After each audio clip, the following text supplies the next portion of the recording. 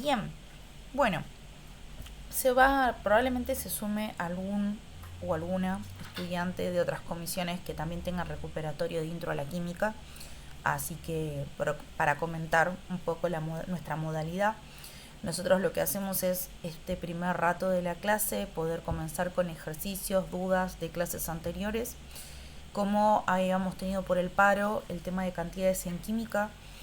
eh, La idea es terminar si quedaron algunas dudas de cantidades en química y proseguir con dudas puntuales de la primera parte de soluciones. Así que en este momento ahora yo les comparto pantalla con la tablet y me van diciendo dudas, consultas, ya sean teóricas o de ejercicios que hayan quedado. En orden partamos con las de cantidades en química. Sí, Luz. Yo, profe, quería saber si todos están de acuerdo, por supuesto, si se podía hacer el ejercicio 7 y el 9 si no es mucha molestia, y si no lo hicieron, si no lo veo, pero me parece que no lo hicimos. 7 y 9 de cantidades en Del, química. Ahí me sí, fijo de la guía. entonces. Si se puede, si no, no hay problema. Dale, ahí vamos. Buen día, profe. Yo también quería hacer una consulta sobre el ejercicio 3. Yo lo hice, pero no sé si está bien cómo lo planteé. Perfecto. Vamos entonces con eso.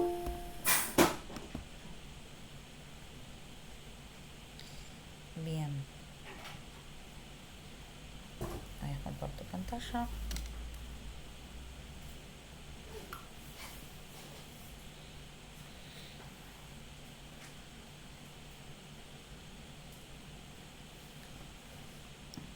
Bien.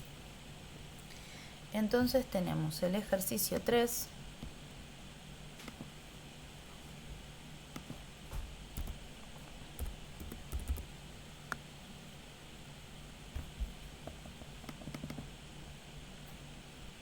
El 7 y el 9.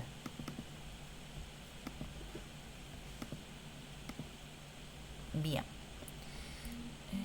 Sí, del ejercicio 3 me parece que lo hicimos, pero con los de la noche, así que no va a haber problema. O recuérdenme si alguno de los de la mañana recuerda haberlo hecho. Sé que lo hice en alguna comisión, pero Yo no le pregunté por ese, si bien no lo tengo hecho, no le pregunté por ese porque a mí también me resulta familiar el ejercicio, pero capaz que lo hicimos con otros componentes. sí, porque está también en la guía el de nitrógeno, que es el ejercicio 5, donde nos fijábamos la cantidad de nitrógeno. Pero bueno, vamos desde lo más sencillo a lo más complejo, por así decirlo. Por lo general, los más sencillos o que involucran quizás un poco más de temas son los primeros y después son más elaborados los siguientes. Bien, entonces vamos con el 3. El 3 decía calcular cuántos gramos de oxígeno hay en 0,75 moles de las siguientes sustancias. Y a nosotros nos dan agua, ácido sulfúrico, el 4 me sale feito, y ácido nítrico.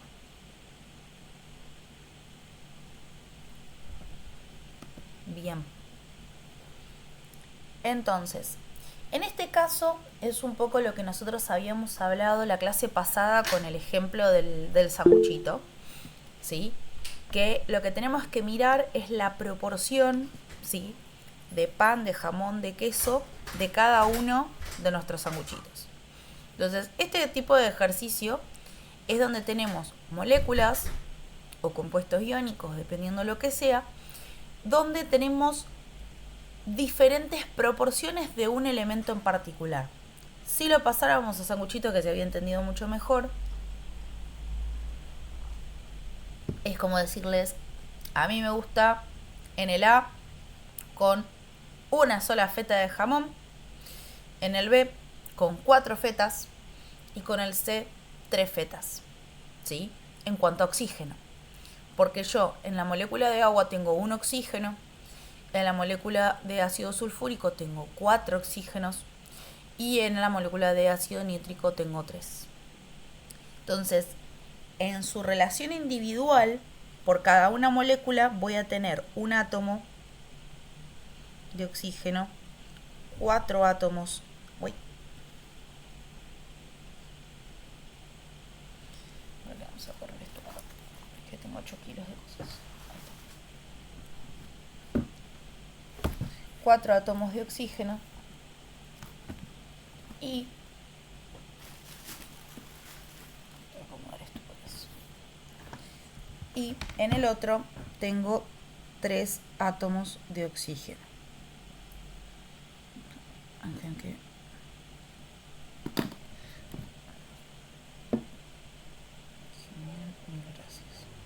Bueno, profe, yo en ese ejercicio le comento cómo lo resolví, no sé si estará bien. sí. Multipliqué, por ejemplo, en el punto A,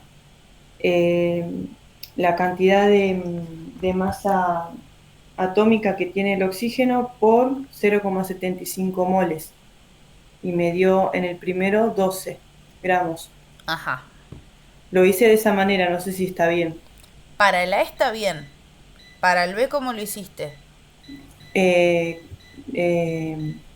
Multipliqué 16 por 4 y me dio 64 y por 0,75 moles me dio 48 gramos. Bien. ¿Y por qué lo hiciste de esta forma? Porque multipliqué la cantidad de masa por la cantidad de oxígeno que tenemos, que serían 4, los 4 átomos de oxígeno. Bien. Bueno, ahí la resolución está bien. Lo que hay que tener en cuenta, detalles, más que nada desde el concepto químico, porque numéricamente está bien. Acá nosotros estamos haciendo la relación molecular. ¿Sí? Entonces, acá, esto nosotros lo tenemos que trasladar a la relación molar. Entonces, si yo un mol de cada uno de estos, es decir, multiplicar por 6,022 por 10 a la 23, voy a tener un mol de oxígeno por cada un mol de agua, 4 moles de oxígeno por cada un mol de ácido sulfúrico y 3 moles de oxígeno por cada un mol de ácido nítrico. Entonces, con esto, multiplicar como vos dijiste está bien, porque 16 gramos es la masa molar del oxígeno. ¿Sí? Entonces, si bien numéricamente está bien, no hay que perder de vista que lo que vos tenías que hacer era esto. Esta multiplicación por 16 gramos surge de entender que yo voy a tener en 0,75 moles, 0,75 moles de oxígeno, lo que multipliquemos por 4 y nos dé 0,75 por 4, 0,75 por 3. Vos lo que hiciste fue la inversa. Vos dijiste, yo tengo esta relación molecular, lo multiplicaste y después dijiste, bueno, pero yo tengo 0,75 moles de ese compuesto. Entonces lo que vos sacaste fue la masa de oxígeno que habría en un mol y después lo multiplicaste por 0,75. Pero el tema es entender de dónde sacaste los números. Porque capaz que numéricamente quedó lindo, dio la cuenta y ya está, y después te cambias a otro ejercicio y no tenés ni idea cómo hacerlo porque no entendés el concepto químico. Eso es lo que más me preocupa. Pero después la resolución está perfecta. Profe, entonces, ¿cómo sería la regla de 3 correcta, digamos? Claro, eso le iba a preguntar también. Bien. Sería... pensé que estaba en borrador. Sería, si yo tengo en un mol de agua. Bueno, ahí ya sacamos en realidad al revés. Como yo acá ya saqué la cantidad de moles. Si yo tengo en un mol de oxígeno 16 gramos, en 4 moles, ¿cuánto? Hoy la tengo que no me sale el número 4. 4 moles de oxígeno, ¿cuánto? ¿Qué es lo que te habrá dado? 64.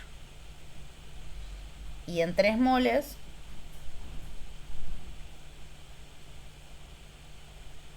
3 por 16 dividido 1, esto debería darnos 48.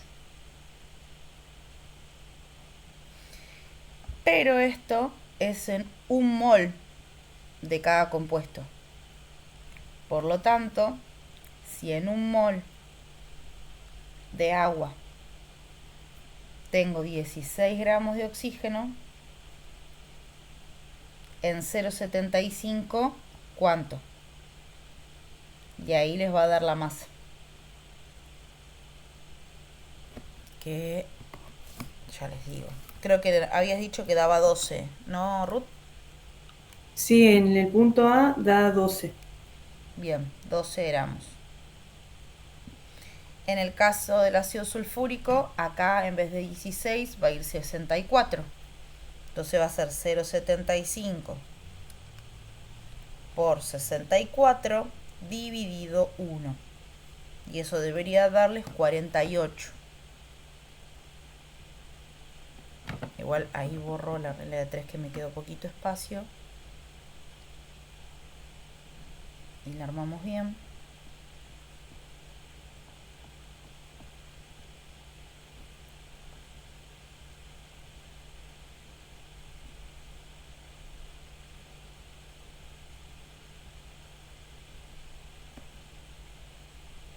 Y ahí queda 48 gramos. Y en el de ácido nítrico,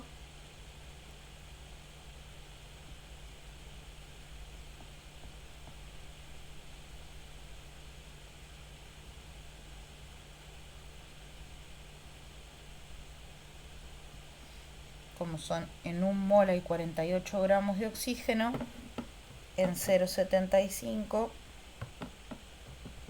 ¿cuánto hay? Y nos va a dar 36. Entonces tenemos 12 gramos en el agua, 48 gramos en el ácido sulfúrico y 36 en ácido nítrico. ¿Sí? Implica dos cuentas, que es lo que había hecho igualmente Ruth sin reglas de 3, que es primero multiplicar por utilizar la masa molar del oxígeno, multiplicarlo por la cantidad de moles que va a haber de oxígeno por molécula y después multiplicarlo por la cantidad efectivamente de moles que tenemos de cada compuesto, que en este caso era 0,75. Entonces en este caso, como trasladándolo a lo que nosotros habíamos dicho,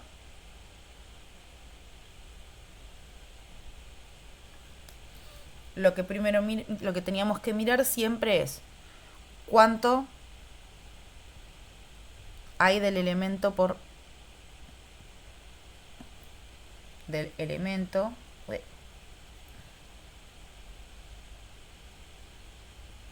molécula o mol, dependiendo el caso.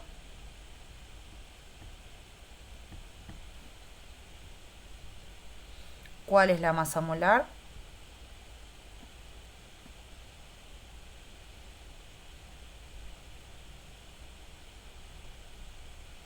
¿Cuántas moléculas o moles tengo?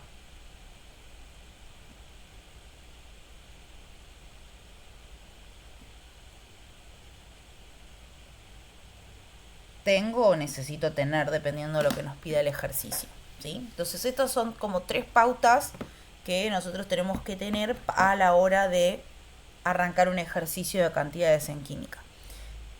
En caso de que no me pidan un elemento en particular y lo único que me piden es masa de, entonces ya nos reducimos a estas dos preguntas. ¿Cuál es la masa molar de mi compuesto o de mi molécula? Y cuántas moléculas o moles tengo o quiero tener.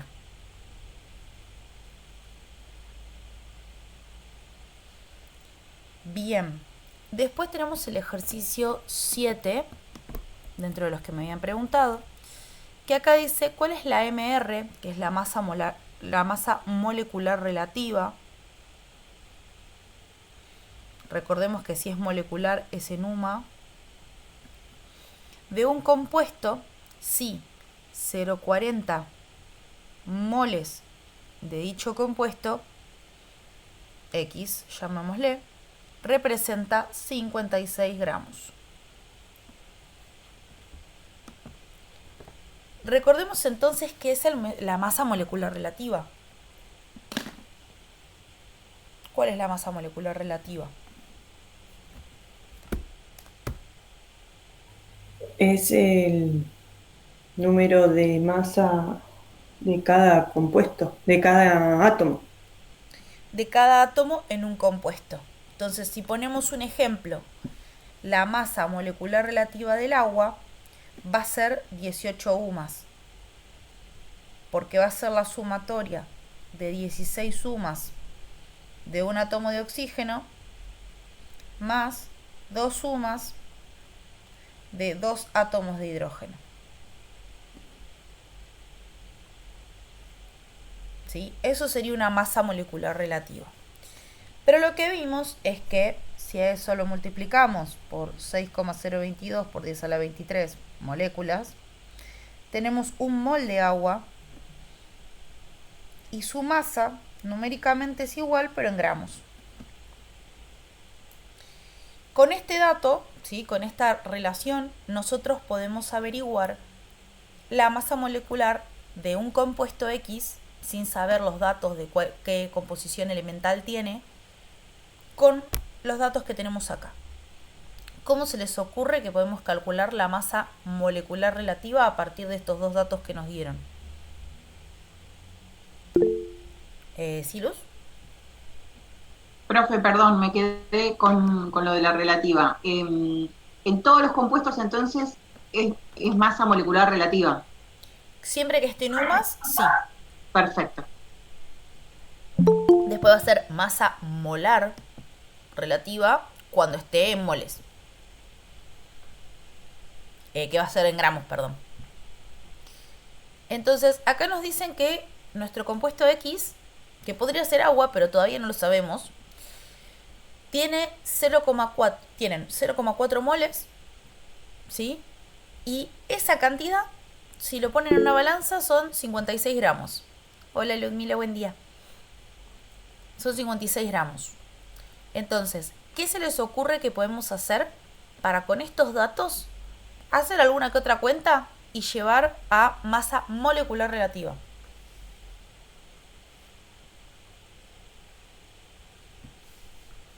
¿Dividirlo, profe? 56 gramos dividido 6,22 por 10 a la 23. ¿Por No. qué? Porque 56 gramos, ¿qué es? ¿Es un mol? Sí, porque está en gramos. ¿Pero qué te está diciendo acá? No, sería 56 dividido 0,40. Ahí está. La regla de 3 sería, si yo en 0,4 moles tengo 56 gramos, un mol, En un mol. ¿cuántos gramos voy a tener? Entonces, la cuenta, como dice Sara, es 1 por 56 dividido 0,4. Como el 1 medio que no nos cambia la cuenta, termina siendo neto 56 dividido 0,4. Y eso nos da 140 gramos. Acá volviendo al nuestro benemérito ejemplo del sanguchito, es como decirte, tengo media docena de una comida, lo pesé y me da esta cantidad de gramos. Entonces una docena, ¿cuántos gramos va a tener? Bueno, acá lo mismo, yo tengo 0,4 moles, la masa es esta, pero un mol, ¿cuánto va a ser? 140 gramos. Y acá nos bifurcamos. Acá puede haber dos opciones.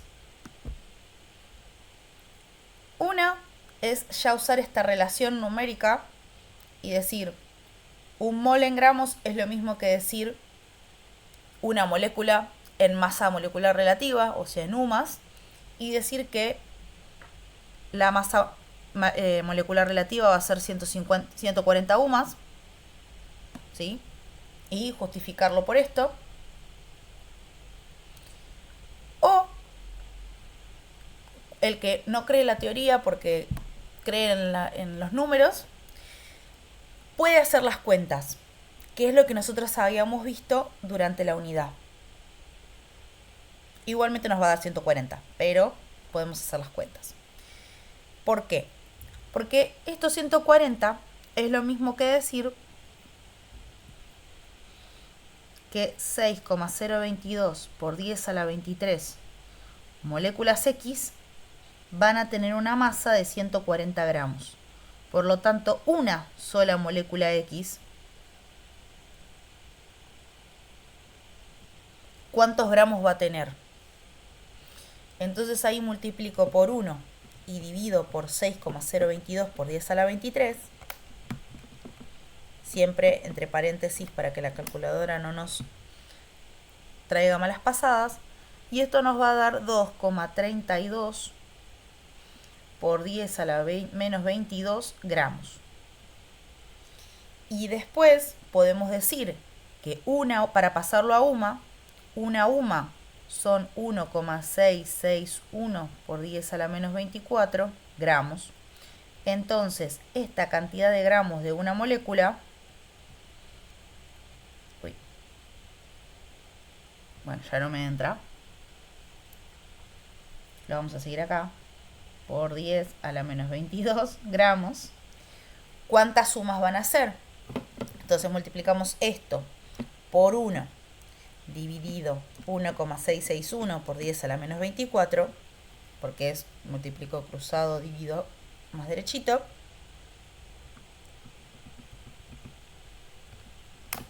Y eso nos da 139,96 UMAS. Es decir, alrededor de 140 UMAS. Tenían las dos opciones, en la que me creen este pasaje o recurren a las cuentas por el número de Avogadro y el número de equivalencia de las sumas. Cualquiera de las dos opciones está bien. Es más, el primero implica asumir que hicimos todas estas cuentas. Sí, para mí, profe, es más corto y más fácil. Son menos pasos. Son en menos la pasos. primera opción. Pero, como todo, cantidades en química, como les había dicho, es una unidad bisagra. ¿Por qué? Porque a nosotros nos permite todas estas cuentas justificar todo lo que vamos a asumir de acá en adelante. Porque la realidad es que cuando uno se desarrolla en el ámbito del laboratorio, no está multiplicando ni por UMAS ni por el número de Avogadro, sino que se maneja con moles.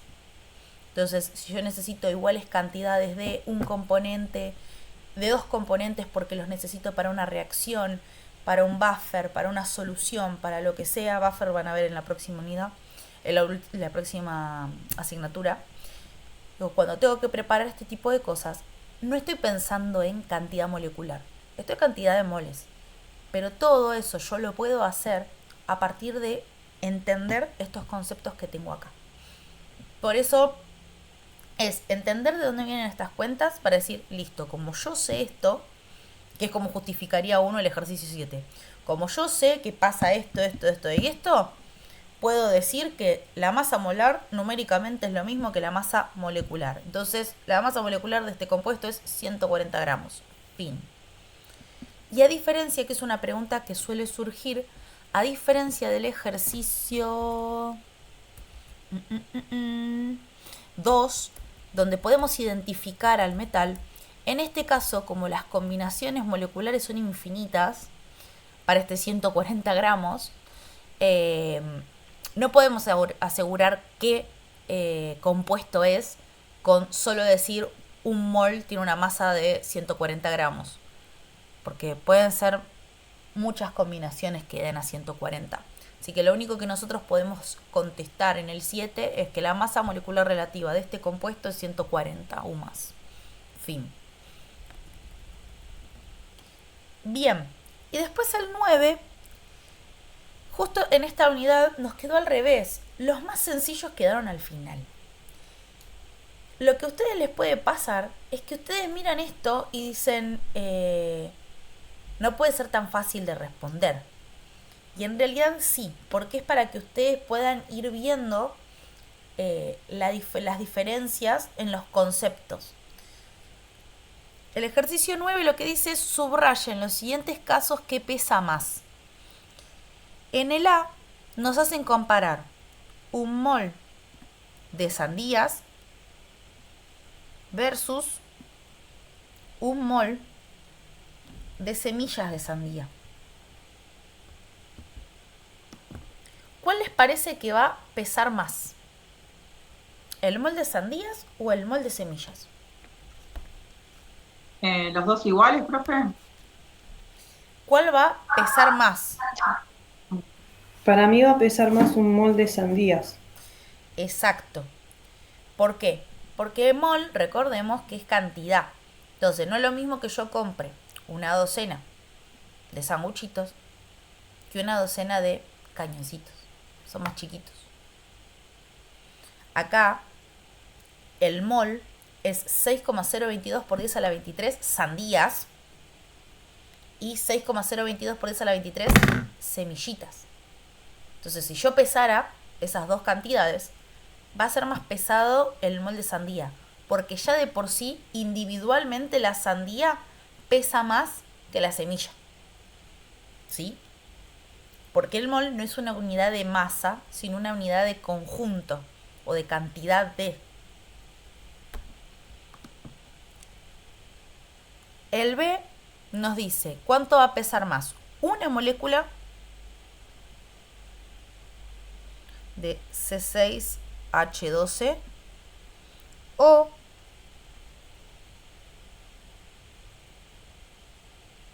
un mol de oxígeno gaseoso.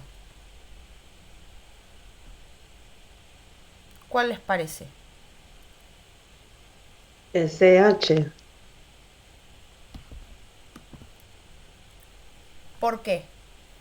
Acá tengo una molécula, acá tengo un mol, que ¿qué significa? Claro, el mol es más. Exactamente, el mol es más. Porque acá tengo 6,022 por 10 a la 23. A veces no dimensionamos por la notación científica, pero esto es tipo 602200000, 23 ceros. O sea que tengo un número enorme. Acá es una molécula. Entonces, si bien molecularmente hablando la masa es mayor que la del oxígeno, acá tengo una millonada y acá tengo uno. Entonces, el mol de oxígeno va a ser el mayor, el que tenga mayor masa.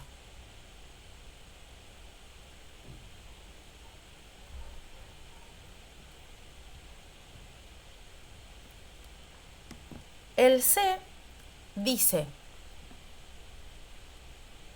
3,99965 por 10 a la menos 2 UMAS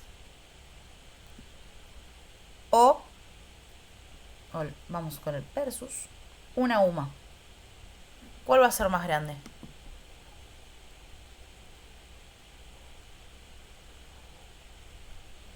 La UMA, profe, Una UMA, profe.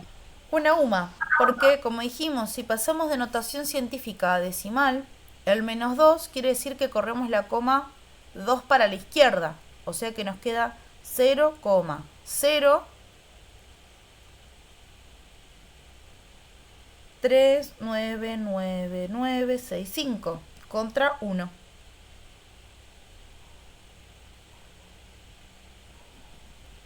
¿Sí? Bien. D. Lo mismo, profe. Ahí está, perdón, voy chequeando de a poco por si tengo algún perdido por el tema del recuperatorio. El de 1 kilogramo de mandarina o 1 kilogramo de semillas de mandarina. Lo mismo. Exactamente, lo mismo, porque acá estamos comparando unidades de masa. Entonces, si bien en unidades probablemente tenga muchísimas más semillas que mandarinas, tengo 1 kilo de cada cosa. Este es el típico ejemplo que nos hacían caer cuando éramos más chiquititos. ¿Qué pesa más? 1 kilo de sandía o 1 kilo de plumas. Y uno al toque decía plumas. Y vos decís, no, es 1 kilo. Bueno, este es lo mismo. Entonces, si bien individualmente probablemente no, vamos a tener muchísimas más semillas que mandarinas, en cantidad de sustancia, la masa es la misma. Entonces acá hubiésemos señalado los dos. L, 1 kilogramo de botellitas de jugo llena o 1 kilogramo de botellitas de jugo vacías.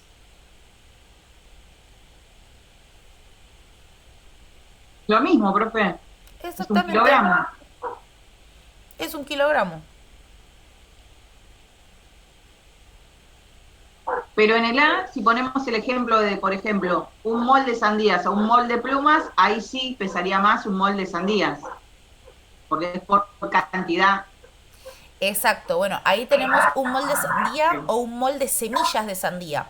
Es lo mismo que es lo mismo, o sea, es una comparativa con el D, que fíjate que es 1 kilogramo de mandarinas o 1 kilogramo de semilla de mandarina. Lo que cambia ahí es que uno es unidad de masa. Entonces, las dos pesan lo mismo porque es 1 kilogramo de cada una.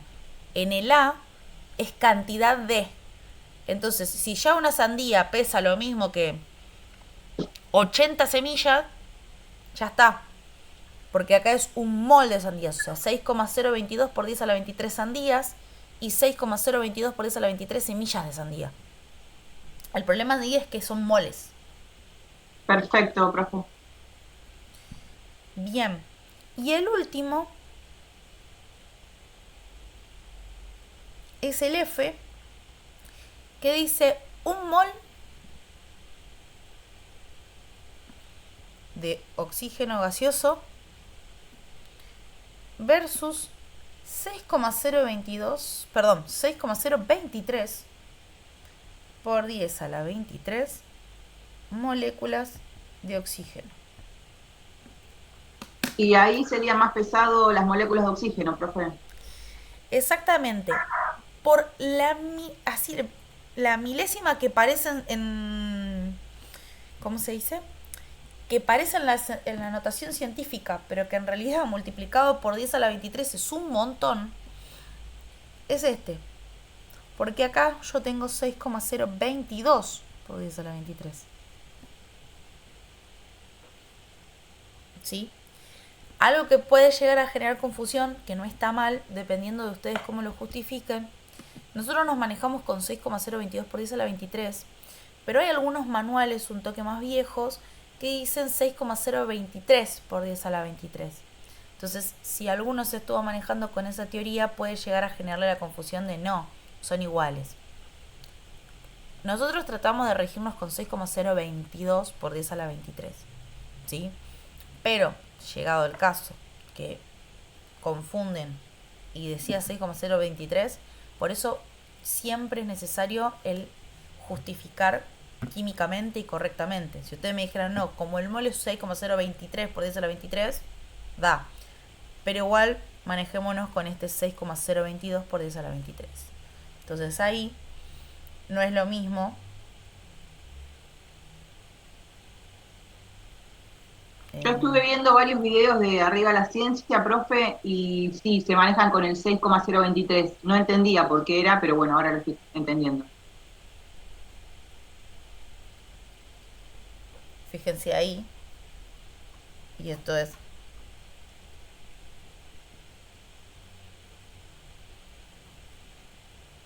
3, 6, 9, 11, 12, 13, 14, 15, 16, 17, 18, 19, 20, 21, 22, 23. Entonces fíjense cómo cambia un 1. Pero sí, hay algunos videos que van a estar con 6,022 o 6,023. Ahí, desgraciadamente, depende del manual. Como es un número aproximado que permite estas cuentas, por eso nosotros nos regimos con 6,022. Pero no se asusten que en otras bibliografías puede aparecer como 6,023. Bien. Ahora pasamos a dudas de soluciones. Así después ya podemos pasar a la última parte de teoría que nos falta. La otra partecita de teoría que nos falta de soluciones.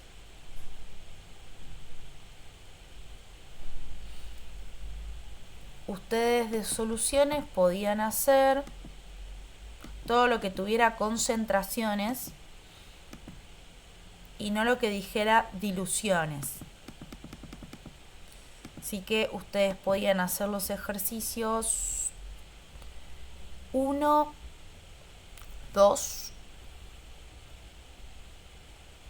el 3 no, porque teníamos un dato que que tenemos que aprenderlo. El 4 tampoco. Pueden hacer el 5, el 6,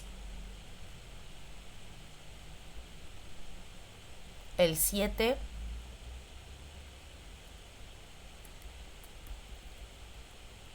y el 8. Pueden hacer esos ejercicios. Alguno pudo hacer algún ejercicio, no supo dónde arrancar.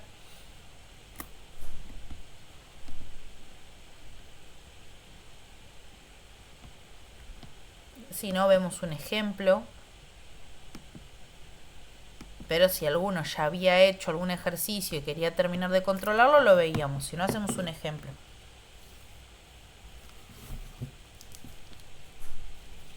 Profe, yo de soluciones no hice ninguno. Bien. Me sirve la honestidad.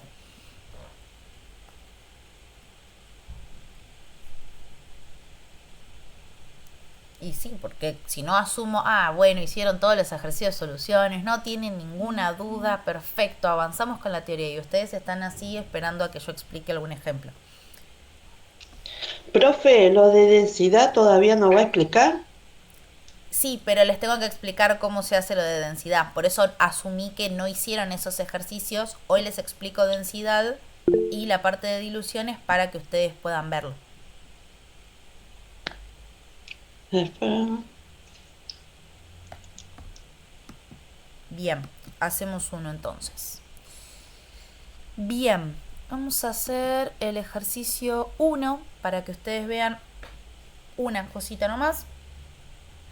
Entonces, recordemos que soluciones, ¿sí? De paso hacemos un repaso más teórico, ¿sí? Recordemos que es una mezcla homogénea con 2 o más componentes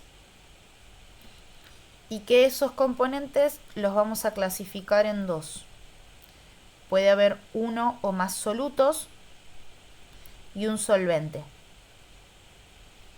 Porque el solvente va a ser el que esté en mayor proporción y los solutos van a ser aquellos que estén en menor proporción. ¿Sí? Entonces, siempre que nosotros hagamos ejercicios de soluciones, lo que tenemos que identificar es a nuestro soluto y a nuestro solvente. ¿Sí? Entonces, en el ejercicio 1, nosotros tenemos una solución, ¿sí?, de nitrato de potasio en agua que contiene 8 gramos de la sal en 25 gramos de agua.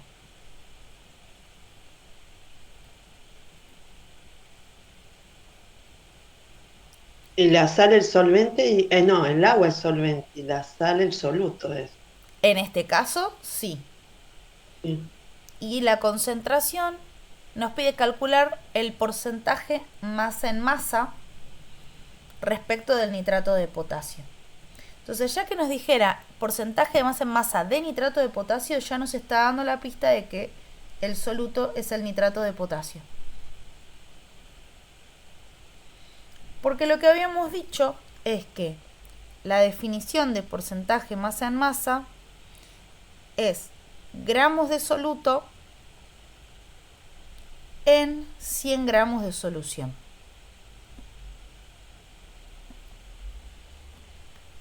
Entonces, algo que no lo puse en la teoría y que muchas veces ahí pecamos nosotros los docentes de decir lo van a asumir.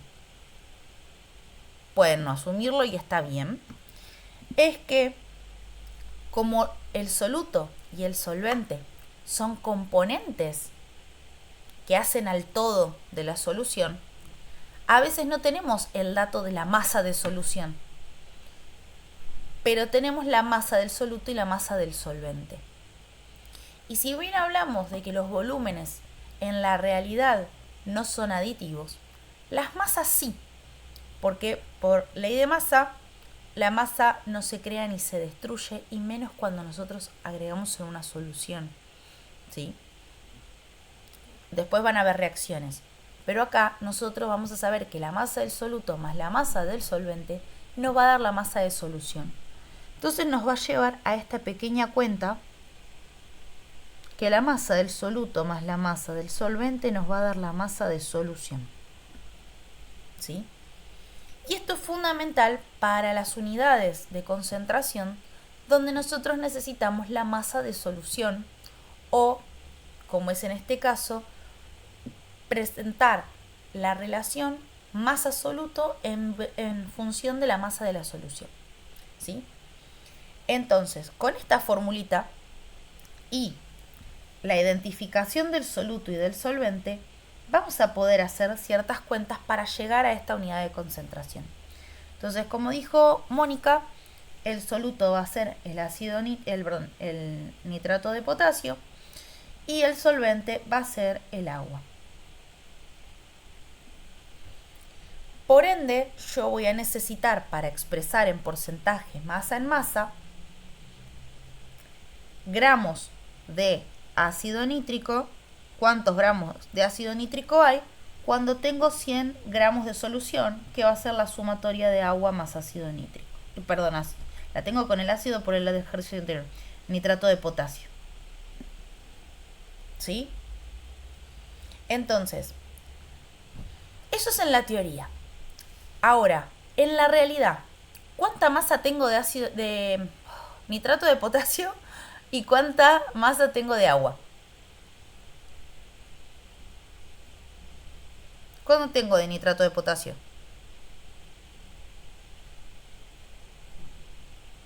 8 gramos. 8 gramos.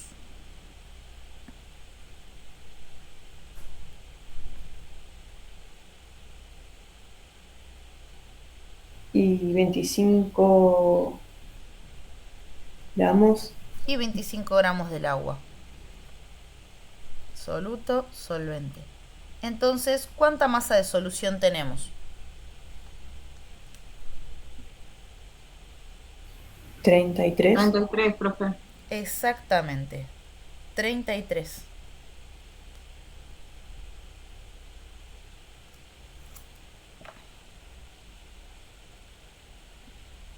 Bien. Entonces, borro acá la parte de arriba.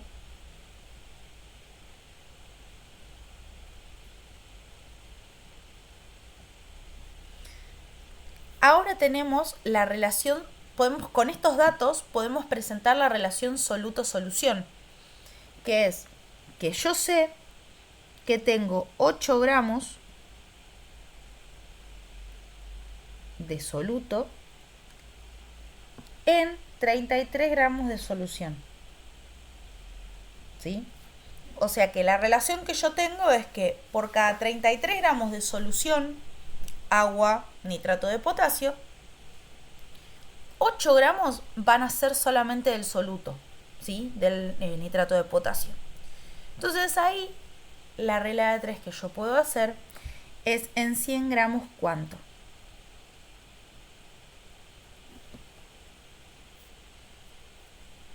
Entonces ahí hago la cuenta.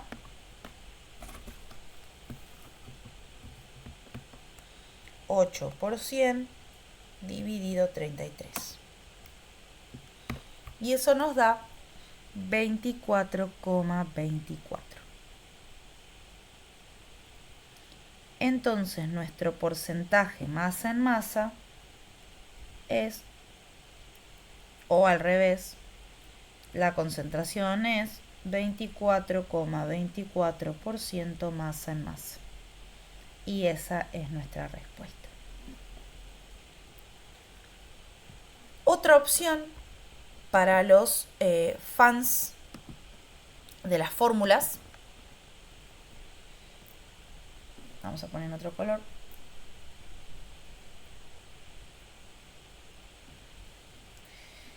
es porcentaje masa en masa es igual a masa de soluto sobre masa de solución por 100.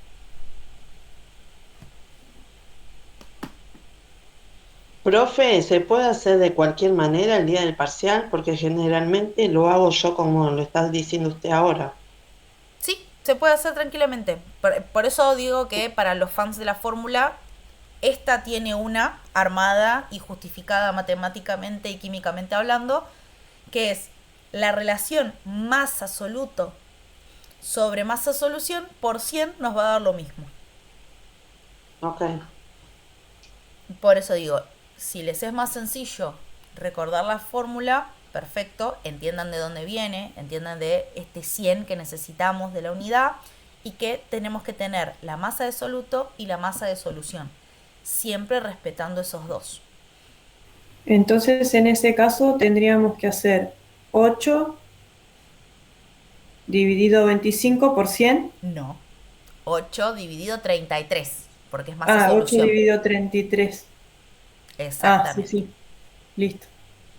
Entonces, porque fíjense que matemáticamente hablando es lo mismo. Se multiplica por 100, se divide por la masa de solución. Acá lo que se está haciendo es armar como un factor, ¿sí? Una fracción de soluto respecto de solución.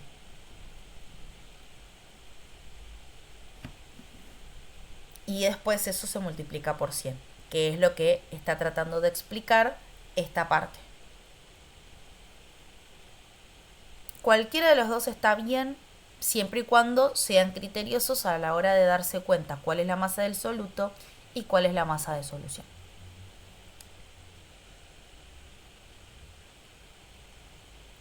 Bien, ese es el ejercicio 1, ¿sí? Donde usamos una sola unidad. Y ya que aprovechamos, les presento la fórmula de densidad y vemos un ejercicio de densidad y avanzamos.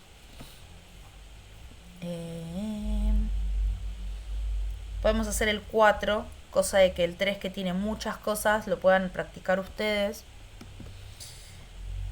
Bien, el tema de la densidad no es mucho lo que les tengo que explicar, ¿sí? Pero como la clase pasada era el boom de soluciones, presentarle un montón de unidades de concentración, una fórmula más y estallan.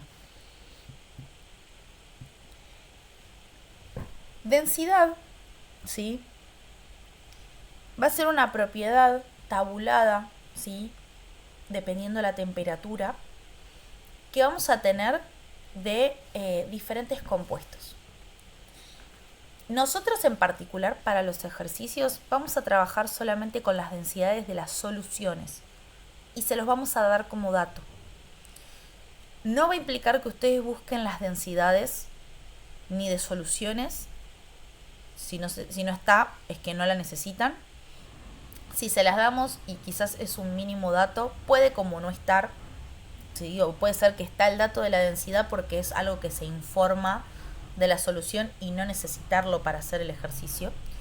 Pero sí es una propiedad que va a ser solamente para las soluciones.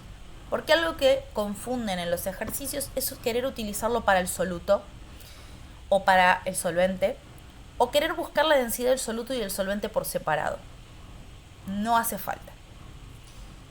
Lo único que tenemos que saber de la densidad es que en sí misma involucra la relación masa-volumen.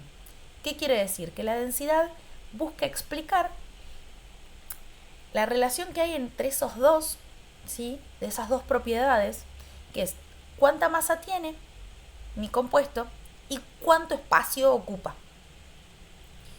La masa no se va a mover mucho, la masa no se mueve, o sea, el número siempre es el mismo. Pero habíamos hablado que dependiendo de la temperatura, ¿sí? Habíamos hecho el ejemplo del iglú y el desierto, el volumen depende de la temperatura. Por eso van a encontrar que la densidad está tabulada para una determinada temperatura. Y es lisa y llanamente porque tienen en su ser, ¿sí? En su definición, al volumen. Entonces, si varía el volumen con la temperatura, la densidad va a cambiar con la temperatura. El ejemplo lo podemos ver, por ejemplo, con el aceite. No es lo mismo mi aceite cuando lo saco de la botella a temperatura ambiente que cuando lo caliento en la olla. Obviamente que no se van a poner a tocar el aceite cuando está calentándose porque se van a quemar, pero van a ver que la densidad, la viscosidad que tiene también el aceite va a ser diferente, ¿sí? Eso tiene que ver porque el volumen está siendo afectado por la temperatura. Ahora, ¿cómo está relacionada la masa con el volumen? La fórmula va a ser densidad es igual a masa sobre volumen.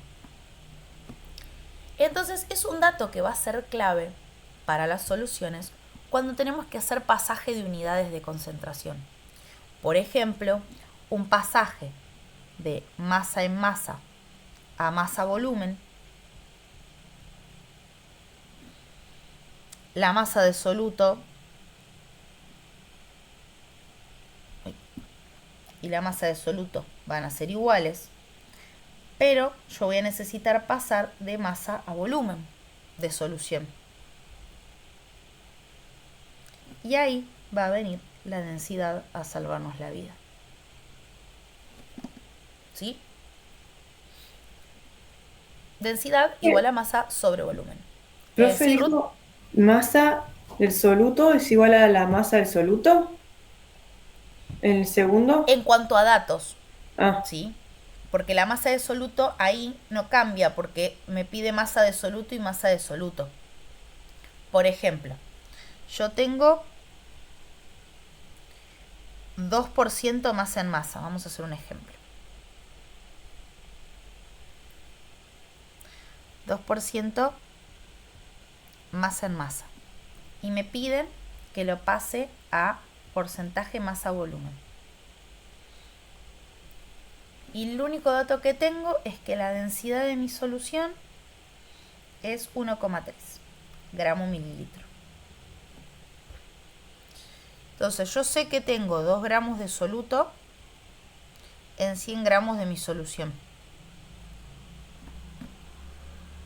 Al 2 gramos no voy a necesitar modificarlo por el momento porque me pide el soluto en gramos. O sea que ese por ahora lo dejo en stand-by. Ahora, me pide la masa de la, perdón, me pide la solución expresada en volumen y no en masa. Entonces ahí yo digo, si la densidad es la masa sobre el volumen y mi densidad es 1,3 gramos mililitro y la masa que yo tengo son 100 gramos, ¿cuánto va a ser el volumen? Entonces lo hacemos como una ecuación donde tenemos dos datos y una incógnita. El volumen acá está dividiendo, va a pasar multiplicando al otro lado.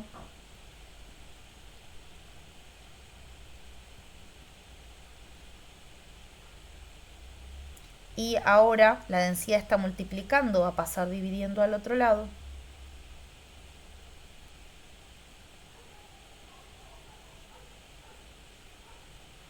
Gramo con gramo, gramo con gramo se va. Y hacemos 100 dividido 1,3.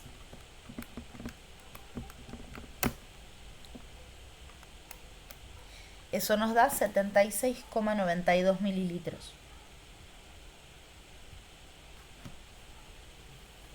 Sí. Entonces, quedaría, perdón, profe, mililitros de solución. de solución, exactamente. No me entra. Ahí está. 76 mililitros de solución. Y está muy bien la aclaración de Ruth. A mí no me ha alcanzado el espacio. Pero siempre pongan eso. Solución, soluto, aunque sea redundante. Porque ahí es donde se pueden llegar a jugar los errores. Porque uno se envalentona con números y no distingue entre soluto, solvente, solución. Entonces ahí son 76,92 mililitros de solución. No de solvente, no de soluto. Entonces, para poder calcular lo que me pidieron con este dato, ahora yo voy a saber que tengo 2 gramos de mi soluto en 76,92 mililitros de solución. Por lo tanto, en 100 mililitros, ¿cuántos gramos tengo? Y ahí hago la regla de 3 para ajustarlo a volumen. Va a ser 2 por 100 dividido lo que me dio. Y nos va a dar 2,6. Por lo tanto, el pasaje de masa a masa volumen va a ser de 2 a 2,6. ¿Sí? Entonces, la densidad nos va a servir para esto, para pasajes de unidades que yo necesite, para pasajes, de masa a volumen o de volumen a masa, ¿sí? Para poder pasar unidades de concentración. Acá les dejo una, ¿sí? Con densidad, con la fórmula de densidad es igual a masa sobre volumen, les alcanza, ¿sí? Pero siempre y cuando hagan bien el pasaje matemático. Entonces, yo les pongo acá para no generar, pero si les genera confusión, quédense con esto y hagan los pasajes matemáticos como corresponda. Pero la fórmula cuando tengo que averiguar masa y cuando tengo que averiguar volumen son estas. A la masa la vamos a averiguar como la densidad por el volumen. Y al volumen lo vamos a averiguar como masa dividido densidad. Estas no son fórmulas nuevas, son despejes, ¿sí? Viene de decir, quiero averiguar la masa, el volumen está dividiendo, pasa multiplicando. Y ahí ya lo desbloqueé. Quiero averiguar el volumen. La densidad está multiplicando, pasa dividiendo. Entonces el volumen es igual a la masa dividido la densidad. ¿Sí? Son despejes de la misma fórmula. Pero a veces en el despeje, por quizás no tener muy aceitada matemática, ¿sí? Porque cuesta, porque no se pudo cursar todavía, porque se está recursando, etcétera, o porque simplemente cuesta el pasaje de unidad, de pasaje de un lado al otro del igual. Estas son como los despejes ya hechos. Si les sirve, perfecto. Si no, con aprenderse esta fórmula y despejarla, alcanza. Y con este dato ustedes ya pueden hacer todos los ejercicios de la guía hasta el ejercicio 9, inclusive. Hoy con la teoría que vamos a ver van a poder hacer también ejercicios de diluciones. Profe, perdón. Sí. Dijo, porque lo borró después, ¿no? Densidad es igual a masa sobre volumen, densidad por volumen es igual a masa, y en el otro, ¿cómo era? Sí. Densidad es igual a masa sobre volumen. Masa sí. es igual a densidad por volumen. Masa es igual a densidad por volumen. Y el otro, volumen es sí. igual a masa dividido densidad. Densidad. Listo, profe, gracias. De nada. Bien. Y ahora lo que vamos a hacer, como todo es soluciones y diluciones en esta clase, vamos a pasar a la teoría, así llegamos con tiempo, y cuando terminamos la teoría nos vamos a ejercicios, ya sea de soluciones como de diluciones. Así que ahí les comparto pantalla.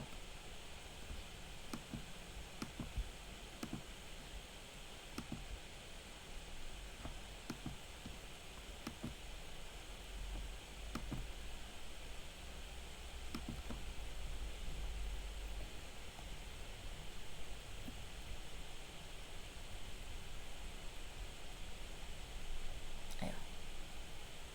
Quería asegurarme que se viera. Sí, ahí se ve. Bien, cierto que no me tenía que ir mucho de la tableta. Bueno, vamos a presentar lo que son las diluciones. Sí, me voy a ir directo a la tableta y después venimos a este ejemplo.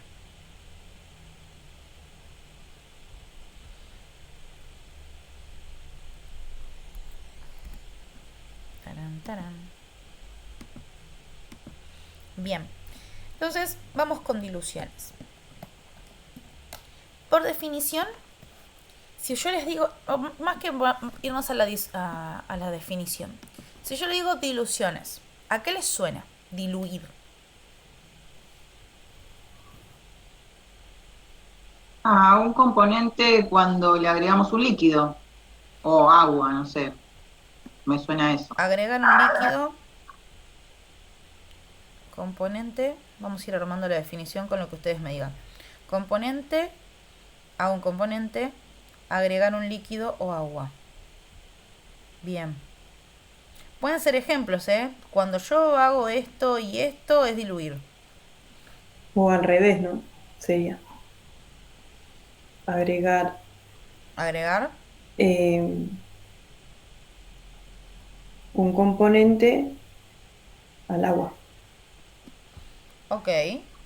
Azúcar al café. Agregarle azúcar al café.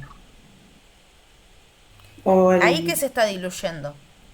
El azúcar en el café. Bien. o el jugo. A ver el jugo. El jugo también se diluye en el agua. Bien.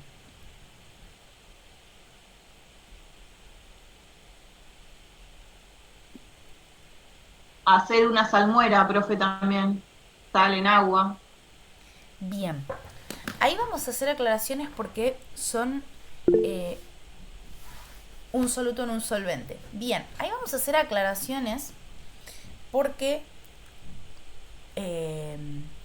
coloquialmente hablando en nuestro lenguaje común, mezclamos dos conceptos que en química son diferentes.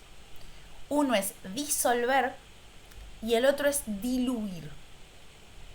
Entonces, por eso quería hacer esta lluvia de ideas para ver, porque uno lo que hace instintivamente, y es lo que mejor nos sirve para aprender química, es compararlo con lo que nosotros conocemos. Y lo más químico, salvo que uno trabaje en química, en un laboratorio químico o algo por el estilo, lo más cercano, dos cosas más cercanas a la química en la vida cotidiana son la cocina y la limpieza. ¿Sí? Entonces, muy probablemente uno lo que hace es nos lleva a la cocina o a las cosas de limpieza. ¿Qué hago con esos químicos? ¿Sí? Entonces, agregarle azúcar al café o el jugo cuando lo pongo en agua, lo que estamos haciendo es disolver, ¿sí? Que viene de lo que vimos en la primera clase de hacer soluciones a partir del proceso de disolución, ¿sí? Entonces ahí lo que hacemos es disolver mi soluto en el solvente. Ahora me voy a quedar más que nada con la primera que dijeron ustedes, a un componente agregarle un líquido o agua. Esa es la más parecida a lo que es diluir. Por ejemplo, diluir se parece a cuando nosotros compramos la lavandina concentrada, tomamos un poquito de la lavandina y le ponemos más agua. La realidad es que la lavandina ya de partida es una solución de hipoclorito de sodio, ¿sí? La sal hipoclorito de sodio en agua. Pero para poder trabajar con la lavandina y que sea más efectiva, está hecha a propósito concentrada para que cuando llegue a casa nosotros le agregamos agua que podemos obtener de nuestra casa y armar una dilución de lavandina. ¿sí? Otra opción, ¿sí? Es cuando nosotros hacemos los jugos en polvo, por eso presté atención a qué me decían con el jugo en polvo, que la típica que nosotros hacemos, después ustedes me dirán cómo lo hacen porque puede ser también. Una opción es, si el sobre me dice este sobre en 1 litro, clavo 1 litro y tiro el sobre y mezclo para que no me quede ningún grumo. Pero otra opción es tirar el sobre, agregarle un poco de agua, mezclar e ir agregando agua hasta que quede la consistencia que a mí me gusta. Si yo le agregara a esa proporción que es 1 sobre por litro y le agrego más agua, es decir, le agrego un líquido o agua más a esa solución, estoy diluyéndola, ¿sí? Entonces, una dilución va a ser, desde el punto de vista químico, disminuirle la concentración de nuestro soluto, ¿sí? Entonces, en sí, la dilución va a ser disminuir la concentración del soluto respecto de la solución. Es decir, va a haber menor relación soluto-solución o soluto-solvente, dependiendo de la unidad de concentración que usemos. Entonces, profe, el ejemplo del jugo y el agua estaría bien en los dos. Depende cómo lo estamos haciendo. Ahí te Si digo. por ejemplo lo hacemos como corresponde, sería disolver. Y si le ponemos un extra de agua, sería diluir. Exactamente. Perfecto. Disolver sería agregarle el agua, armar la solución y 1 sobre por litro.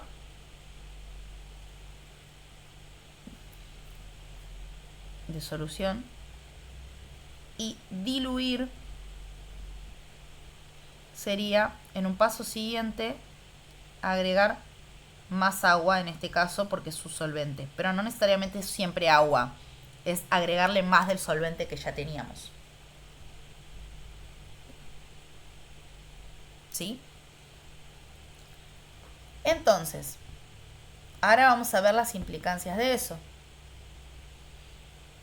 con un pequeño problema para verlo numéricamente. El problema ustedes lo tienen en las diapositivas, ¿sí? Que el ejercicio o el ejemplo nos dice poder calcular la molaridad, ¿sí? O sea que mi incógnita es la molaridad, de la solución resultante, ¿sí? O sea que ya nos está hablando de una solución nueva, cuando a 125 mililitros de una solución ácido clorhídrico 0,15 molar se le añade agua hasta un volumen final hasta 2 litros. ¿Ese cuál ejercicio es, profe? No, es un ejemplo que está en las diapositivas. Entonces, este ejercicio, o ejemplo, lo que nos pregunta es, yo tenía humildemente en un balde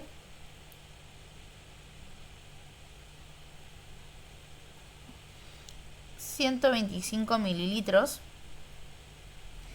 de esta solución ácido clorhídrico 0,15 molar. Esto era mi situación inicial. Le agregué agua hasta llegar a un volumen de 2 litros o 2000 mililitros. ¿Sí? Yo lo paso a 2000 mililitros porque vengo trabajando con esto.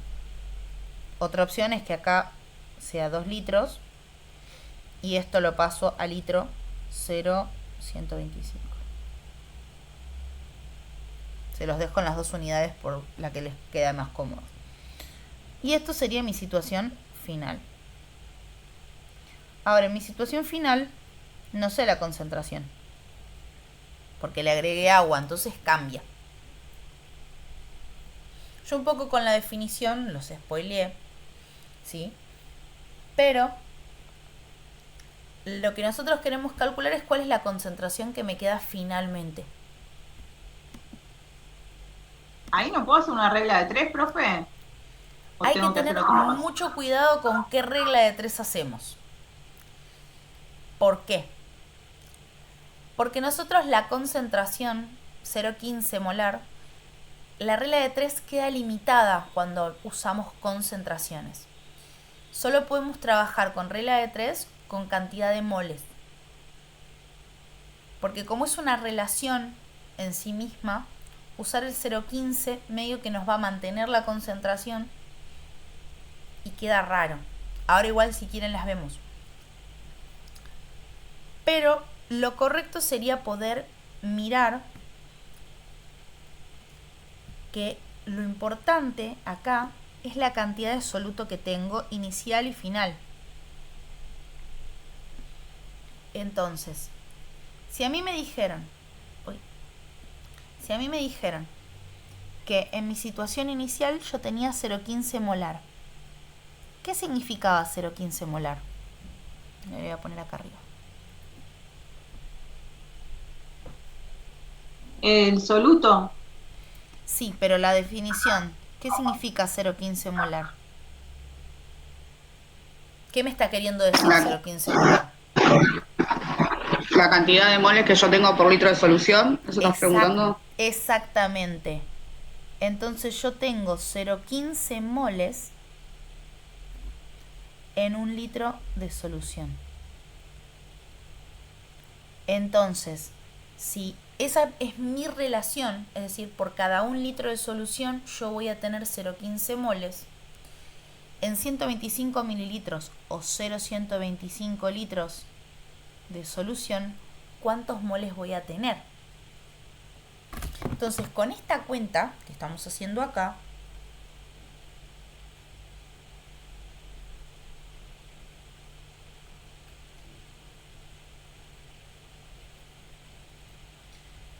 yo obtengo, esto da 0,0100, bueno, 18,8, ¿sí? Porque después le sigue un 5 moles. Con esta cuenta acá, estoy averiguando cuántos moles hay acá.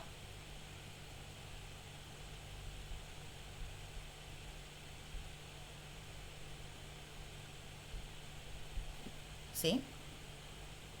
Esta es la cantidad de moles que tengo de soluto. Ahora, vamos a pensarlo. Yo tengo esta cantidad de soluto. Le agregué agua hasta llegar a 2 litros. La cantidad de moles de soluto, ¿cambia? No, profe, es la misma. Es la misma, porque yo solo agregué solvente.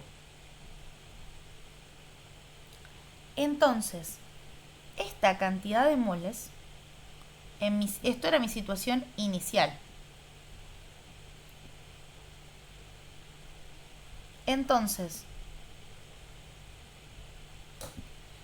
en mi situación final, voy a tener la misma cantidad de moles de soluto, pero ahora no en 0,125 litros, sino en 2 litros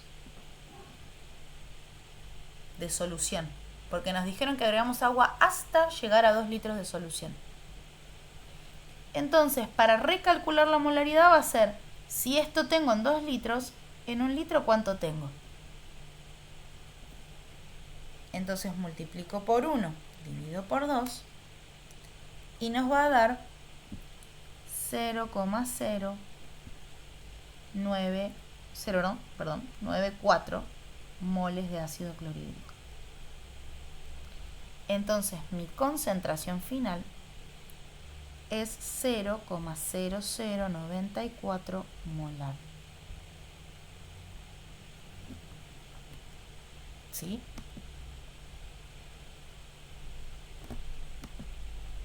Entonces fíjense cómo cambia la concentración, disminuye la concentración por el agregado de solvente. ¿Sí? Entonces, a nosotros nos lleva 2 pasos. Identificar la cantidad de moles que tengo en mi situación inicial y recalcular la concentración en base al volumen final de solución que tengo. ¿Sí? Profe, Sí. pero eso es si nos llegan a pedir la concentración en 1 litro, si no, sería la misma que teníamos. No. La concentración cambia. Recordá que la unidad de concentración es, la molaridad por definición es 0,094, perdón, la concentración por definición de molaridad es cantidad de moles en 1 litro de solución. Por eso tuvimos que calcular en 1 litro, porque nos preguntaban la molaridad. Lo que vos te referís es, si me preguntan la concentración, sí tengo que calcular en 1 litro. Pero si me preguntaran cantidad de soluto, siempre es lo mismo, porque lo que yo agregué es solvente, no soluto. Ahora, esto tiene 2 pasos, ¿sí? Pero, como yo les fui mencionando a lo largo de la materia, los químicos van buscando fórmulas para tener que hacer la menor cantidad de cuentas posibles. Entonces, y ahora sí, retomamos.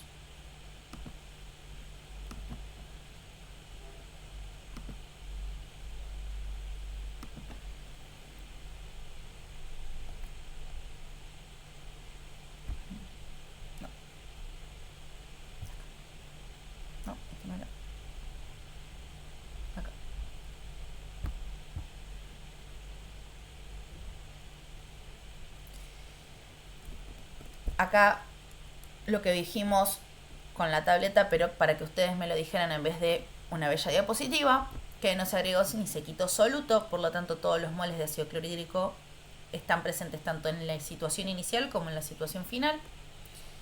El cálculo de moles, el cálculo de la concentración.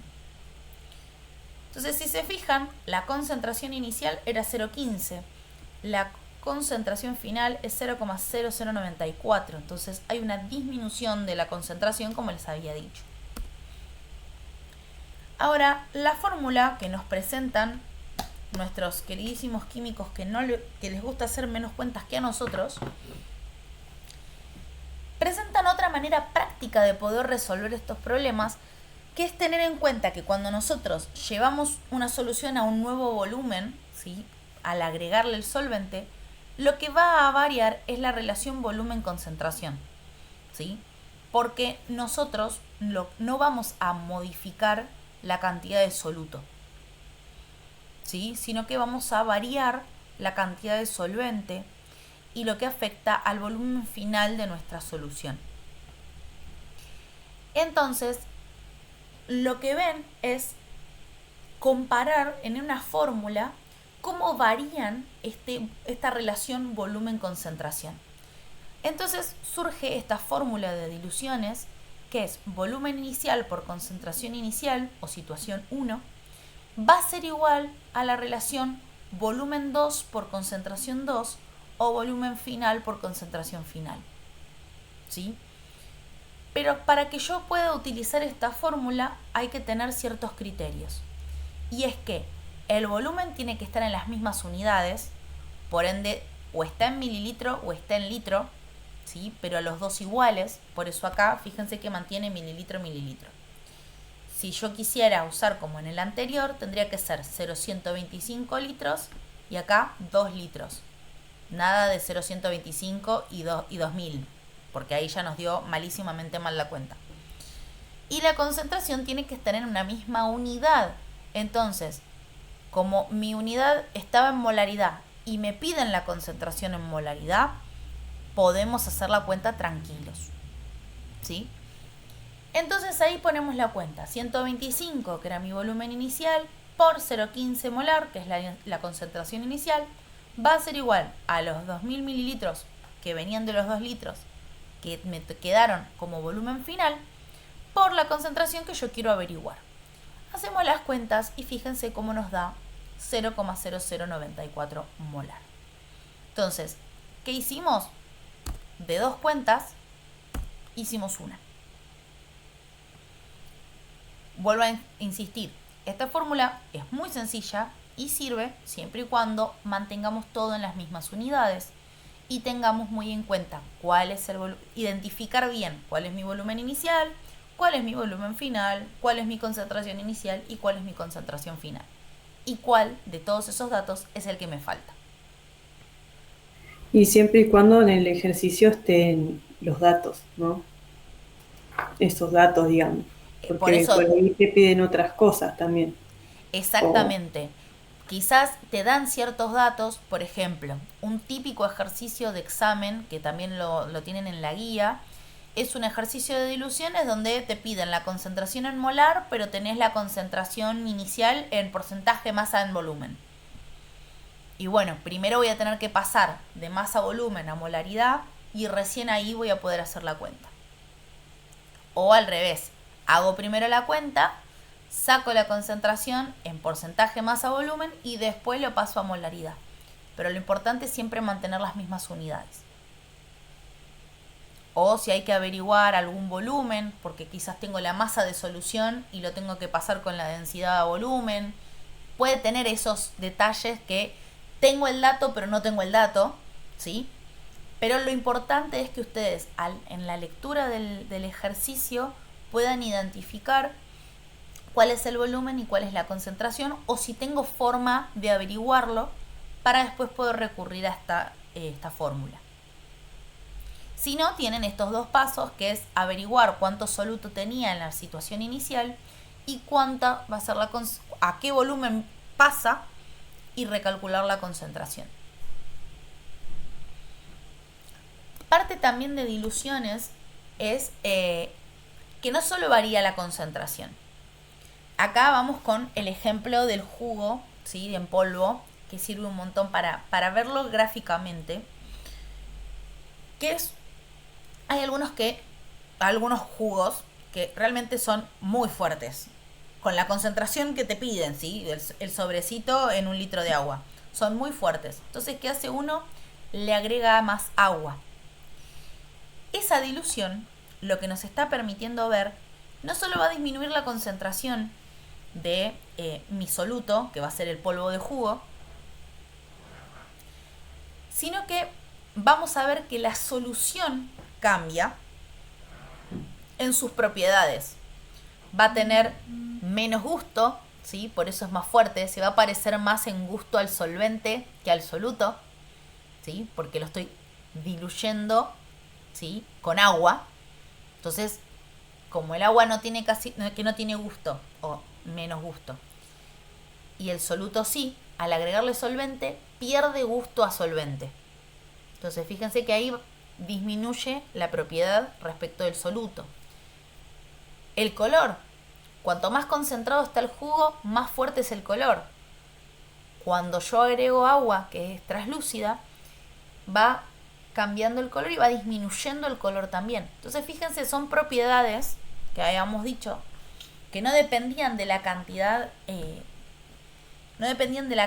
de masa per se, pero acá es lo que afecta estas propiedades, es que yo lo que estoy haciendo es hacerlo parecerse más al solvente que al soluto, ¿sí? Entonces, esta dilución va a afectar a las propiedades que tenía la solución respecto del soluto, ¿sí?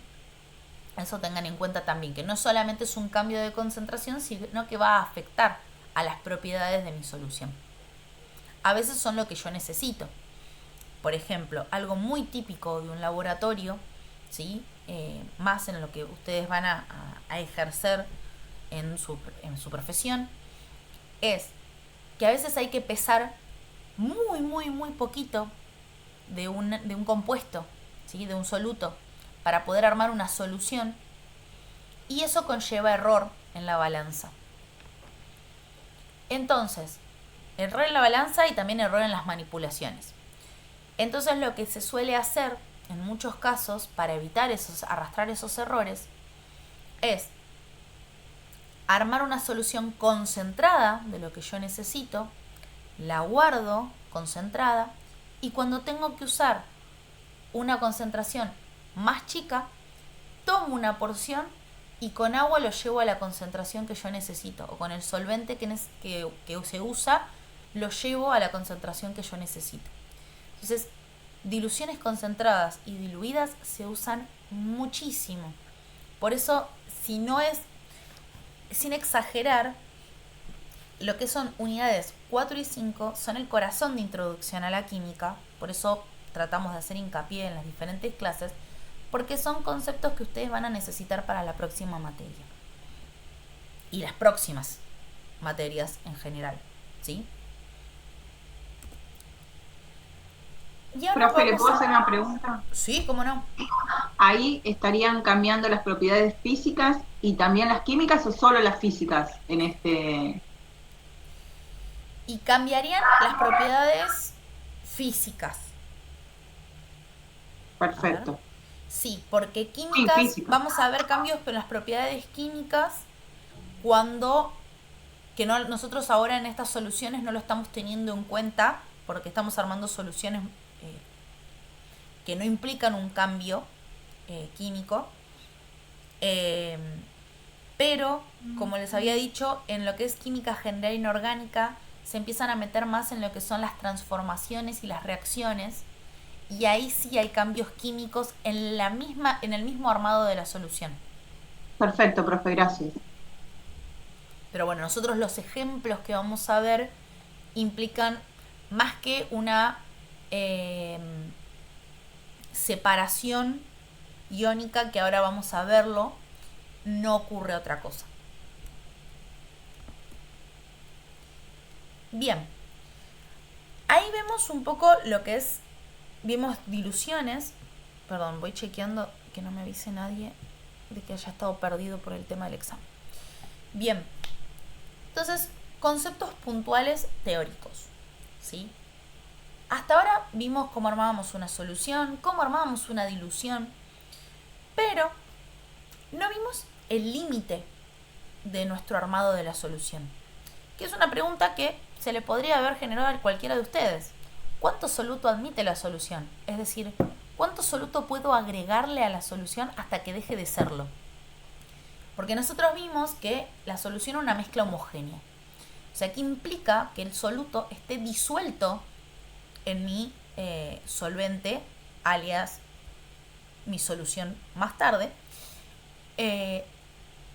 Pero va a llegar un punto en el que ya no se va a poder disolver más y va a empezar a lo que se precipita mi soluto. Entonces esa precipitación va a hacer que ya no estemos en presencia de una solución, por lo menos en todo el frasco, vaso volumétrico que estemos usando, sino que ahí ya todo se puede llamar una mezcla heterogénea. Y esto se debe a lo que nosotros habíamos hablado en la clase pasada, que el soluto va estableciendo interacciones con el solvente, y que eran lo que nosotros llamábamos interacciones soluto-solvente, distribuyéndose de manera homogénea en todo el volumen del mismo, ¿sí? Por eso nosotros lo vamos mezclando para que se haga todo de forma más homogénea posible. Esto es, por ejemplo, el cloruro de sodio en agua, cómo se disocian los iones de la sal, ¿sí? Por eso les decía, salvo este tipo de cambio, que son los cambios en las interacciones, pero no cambia la identidad ni del soluto ni del solvente. Solo son para las interacciones agua-ion.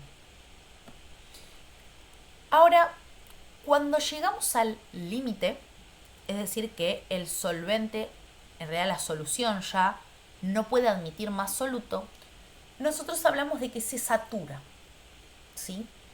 Entonces, a partir de ese momento, la solución va a pasar a estar en equilibrio con el soluto no disuelto. Entonces podemos decir o asegurar que tenemos una solución saturada cuando ya empezó a precipitar el soluto sin disolver. Entonces, esto va a ser una solución saturada, es decir, tiene todo el soluto que puede admitir en disolución, y acá va a ser el soluto sin disolver o precipitado. Sí, creo que... Profe, sí. cuando la solución pasa a ser saturada, ¿deja de ser homogénea y pasa a ser heterogénea? No, sí y no. Ok, La solución saturada, si nosotros la descontextualizamos, la separamos del soluto, La solución saturada en sí es cuando no puede admitir más soluto. Por eso podemos llamarla solución, porque la estamos viendo en su relación soluto-solvente. Ahora, si lo vemos con el precipitado sin disolver, es una mezcla heterogénea. Ya no es una solución. Perfecto, profe. Bien. Pero, desgraciadamente, nosotros visualmente no podemos percibir una solución saturada hasta que no vemos el precipitado. ¿Sí? Y ahí ya llega a ser una mezcla heterogénea. Ahora, si yo hago esto y después tomo con una pipeta o lo trasvaso cuidando de que no se me pase el precipitado, ahí sí voy a tener una solución saturada por un lado y mi precipitado por el otro. Ahora, algo que quizás es difícil de entender, porque nosotros no lo podemos ver de forma macroscópica, es que a partir de ese punto, ¿sí?, de saturación, la solución va a estar en equilibrio con el soluto no disuelto. Pero es un equilibrio dinámico. ¿Qué quiere decir? Cuando yo le agrego, por ejemplo, en este caso agua salada, le agrego sal, lo fui mezclando, qué sé yo, veo y ya se me precipita.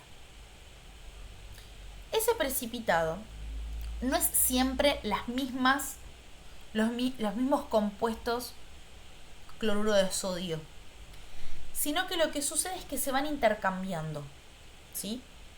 Entonces se deposita uno, entra en juego otro, se deposita uno, entra en juego otro, y así. Entonces se llama equilibrio dinámico porque está en constante variación los compuestos o moléculas que entran en juego en esta solución saturada, siempre y cuando esté en presencia de ese precipitado. Pero si yo tomo unas alícuotas, le llamamos, o sea, un poquitito de esa solución saturada y un poquitito del precipitado, la concentración me va a dar igual siempre. Entonces, no varía numéricamente la concentración, pero molécula 1, molécula 2, molécula 3 van variando en precipitar y solubilizarse,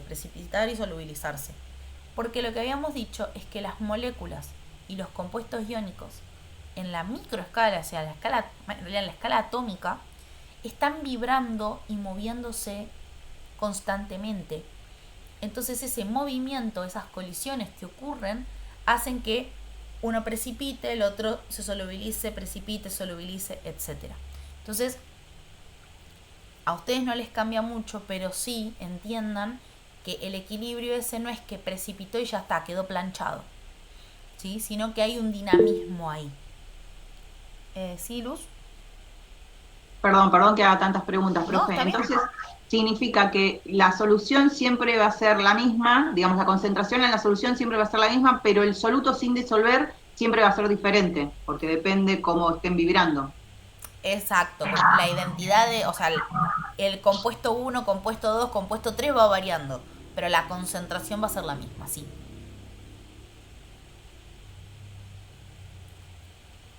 Ahora, esta concentración en la saturación, ¿sí?, va a ser conocida como esa concentración del soluto en la solución saturada, va a ser conocida como la máxima cantidad de ese soluto que va a poder admitir o disolverse en una cantidad de solvente. Y a eso nosotros lo vamos a llamar solubilidad, ¿sí? Igualmente esta definición la van a tener.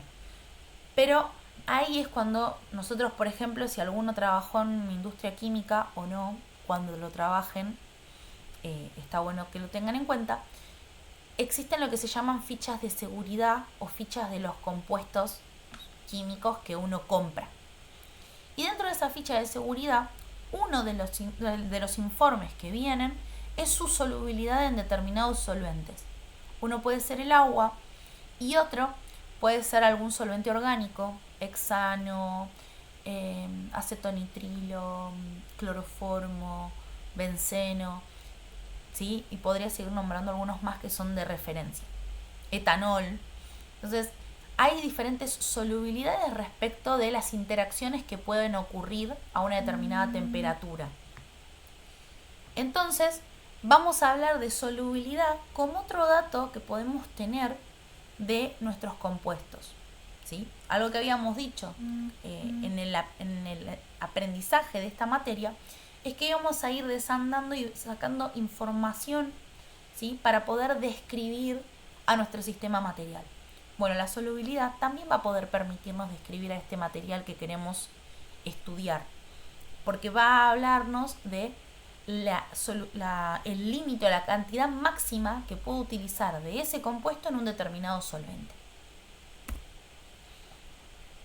Y ahora vamos con... Sí, nos queda un poquito tiempo, a ver. Sí, cualquier cosa esto lo repasamos la próxima clase. Efectos que pueden tener la solubilidad. Esto con ejemplos de la vida cotidiana se van a entender quizás un poquito mejor. La temperatura, habíamos dicho que había variables físicas que podían afectar a nuestros componentes. Bueno, la temperatura también afecta a la solubilidad. Esto se debe a que nosotros cuando cambiamos la temperatura estamos entregándole o haciendo que pierda energía en forma de calor, ¿sí? Entonces, al brindarle esa energía en forma de calor o de movimiento, que ahora vamos a ver el ejemplo, la solubilidad va a cambiar. Ahora hay que hacer ciertas distinciones. Los sólidos, por lo general, aumentan su solubilidad a medida que aumentamos la temperatura. Por ejemplo, cuando nosotros calentamos el agua para hacer los fideos, ¿sí? Que le agregamos un poco de sal. Si no lo mezclamos, si no hacemos nada, olla, agua, una cucharada de sal gruesa, ahí tendríamos que esperar un montón de tiempo hasta que se disolviera solo. Ahora, si lo mezclamos, ¿sí? Que le entregamos energía en forma de movimiento, se disuelve un poco más rápido. Ahora, si estamos apurados y queremos dejar que se haga solo, hasta que hierve el agua, prendemos la hornalla y vamos a ver cuando tenemos que ir a tirar los fideos que ya se disolvió, porque ahí le entregué energía en forma de calor. Entonces, a mi sólido, la sal, cloruro de sodio, al aumentarle la temperatura, se disuelve. Y es esta línea turquesa que vemos acá, ¿sí? Nosotros por lo general estamos en una temperatura ambiente acá, agregamos la sal y vamos a ver que a 100 grados le aumenté la solubilidad, ¿sí? Ahora, en el caso de las soluciones gas en líquido, ¿sí? Como puede ser una gaseosa, la solubilidad disminuye. Que ahí tenemos el ejemplo, por un lado, de si se me calienta la gaseosa, pierde gas, ¿sí? Que más de una vez lo hemos visto. O también la típica cuando le batimos, no sé si alguno lo habrá hecho para algún hijo, hija, primo, prima, sobrinito, o se los hicieron a ustedes, que para sacarle un poco el gas a la gaseosa, lo revuelven con una cuchara. Entonces, se fijan, entregamos la energía en forma de movimiento y se pierde gas, entonces la infante, toma un vasito con menos gas.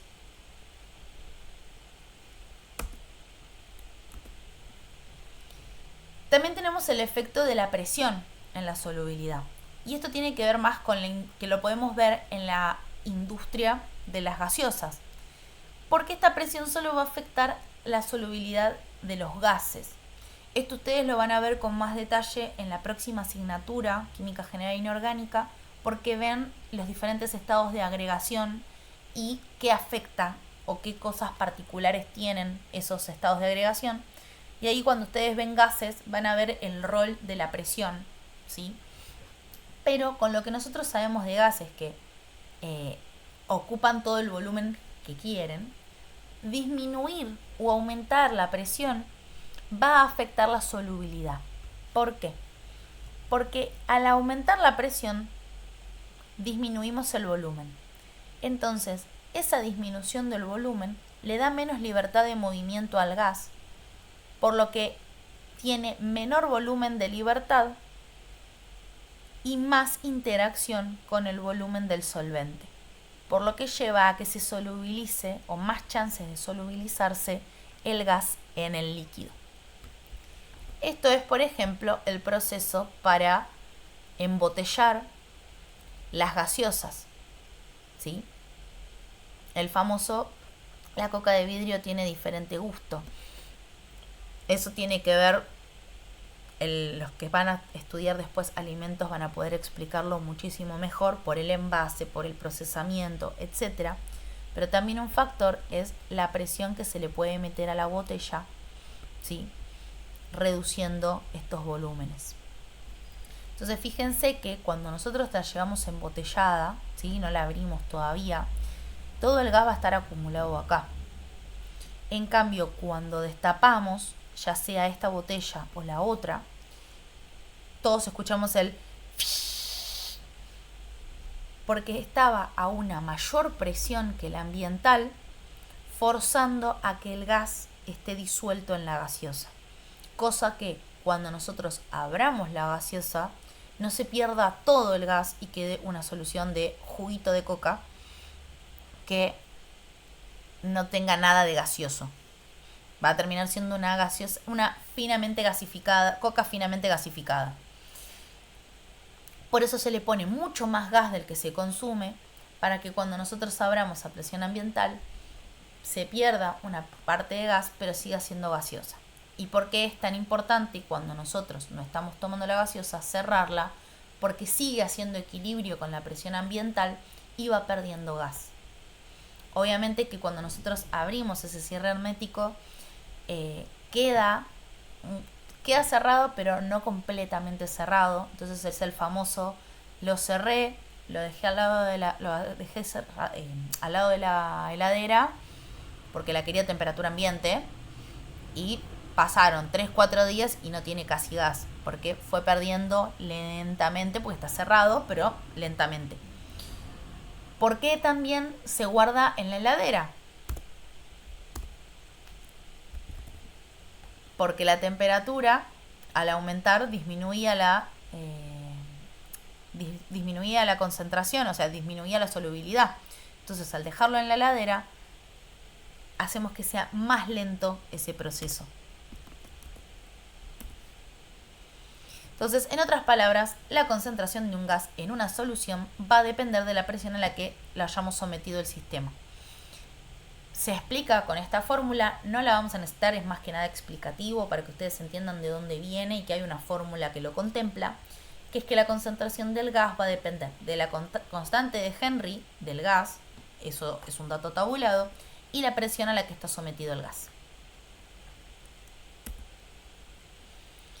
Y finalmente, lo que es la parte de conductividad iónica de las soluciones, esto está bueno porque nos permite explicar algo que uno no entendería normalmente de nuestra vida cotidiana, que es por qué conduce la electricidad el agua.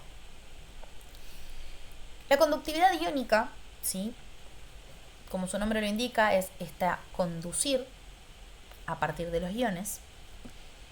Lo que ocurre es que los compuestos iónicos, cuando nosotros los incorporamos a una solución, se disocian en los aniones y los cationes que los componen. Nosotros habíamos dicho que las interacciones que hay en un compuesto covalente no es lo mismo que las interacciones en un compuesto iónico. Y lo que habíamos dicho es que había arreglos, ¿sí?, tridimensionales en los compuestos iónicos de cargas positivas y cargas negativas. Perdón que nos fuimos un poquito de horario. Ahí ya terminamos. Entonces, estos compuestos iónicos están interaccionando por fuerzas electromagnéticas. Ahora, el agua es un compuesto polar, después ustedes van a ver por qué. Es un compuesto polar, entonces esos polos que se forman transitoriamente van a interaccionar con las cargas negativas de los aniones y las cargas positivas de los cationes. Entonces eso hace que se disocien, es decir, se separan en el agua para interaccionar con las moléculas de agua. Entonces fíjense cómo las moléculas de agua interaccionan con un anión y cómo interaccionan con un catión. Esto sería un grano de sal que no está disolviéndose todavía.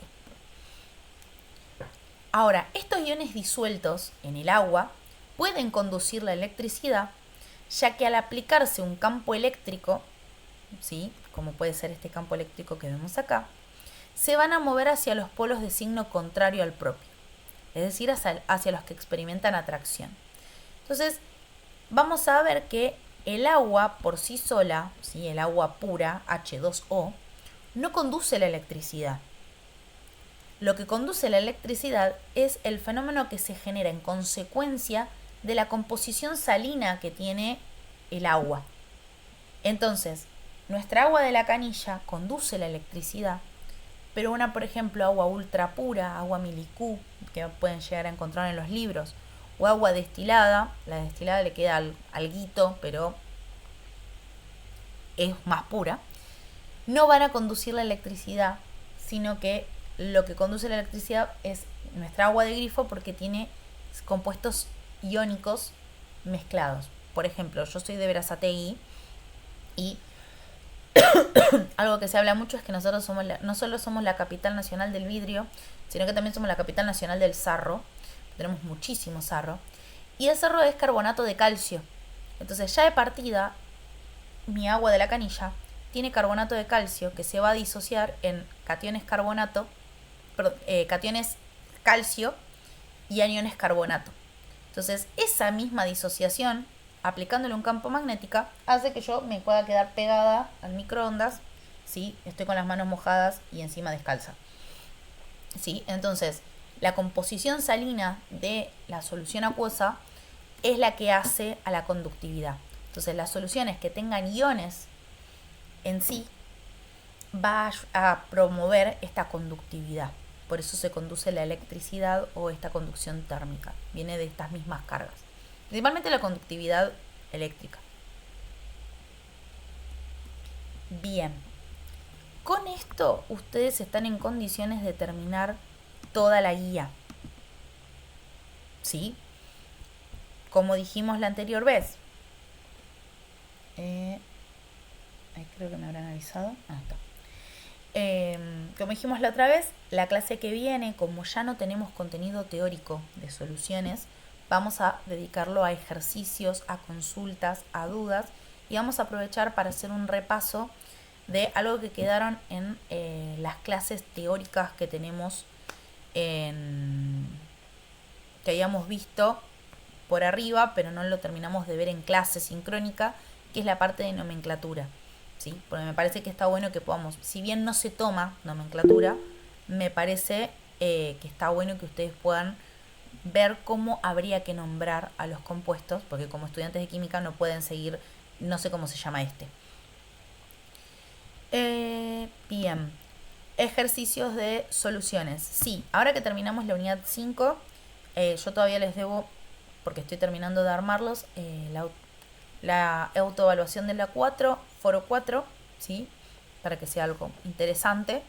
Y ahora, como terminamos la unidad 5, les voy a subir una guía de adicionales de soluciones que tengo ahí preparada, y agregarles esto del foro de soluciones y la autoevaluación de soluciones para que puedan seguir practicando.